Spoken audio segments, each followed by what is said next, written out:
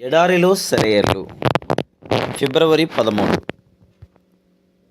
ఆ కొండ ప్రాంతము మీదే. యెహోషువ గ్రంథం 17:18. ఉన్నతమైన ప్రదేశాల్లో నీకు చోటు ఎప్పుడూ ఉంటుంది. లోయ ప్రాంతాల్లో కనానీయులు ఉన్నప్పుడు, నిన్ను వాళ్ళు తమ ఇనుప రథాలతో అడ్డగించినప్పుడు కొండలపైకి వెళ్ళండి, ఎత్తైన ప్రదేశాలను ఆక్రమించుకోండి.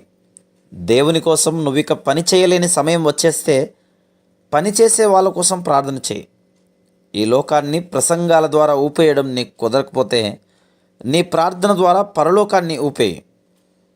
పల్లపు భూముల్లో నీ ఉపయోగం లేకపోతే, సేవకి తగిన బలం, ఆర్థిక సహాయం లేకపోతే నీ చురుకుతనం పై వాటిల్లో పరలోకంపై ప్రయోగించు.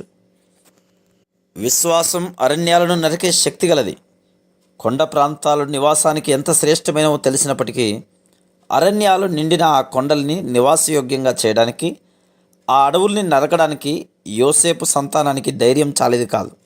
అయితే దేవుడు వాళ్ళకు ఆ పని అప్పగించాడు. వాళ్ళ శక్తి ఆ పనికి సరిపోతుందన్నాడు. అరణ్యాలు నిండిన ఆ కొండల్లాగా మనకి దేవుడు కేటాయించే పనులన్నీ అసాధ్యంగానే కనిపిస్తాయి. అవి మనల్ని హేళన చేయడానికి కాదు, కానీ మనల్ని ఘనకార్యాలకి పురికొల్పడానికే. దేవుడు తన సన్నిధి శక్తిని మనలో నింపకపోతే మనకి కార్యాలు అసాధ్యమే.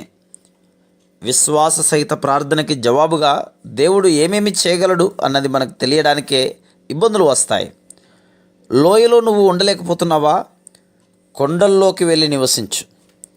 బండరాళ్ళ నుండి కొండతేనె సంపాదించుకో. అరణ్యాలు కప్పిన కొండ చర్యలను సస్యశ్యామలం చేసుకో. మనం దాటలేమనే నదులున్నాయా?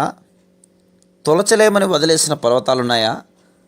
అసాధ్యమనుకున్న పనులనే మేం చేపట్టేది, చెయ్యలేమన్న వాటినే మేము చేసేది. Praise the lord.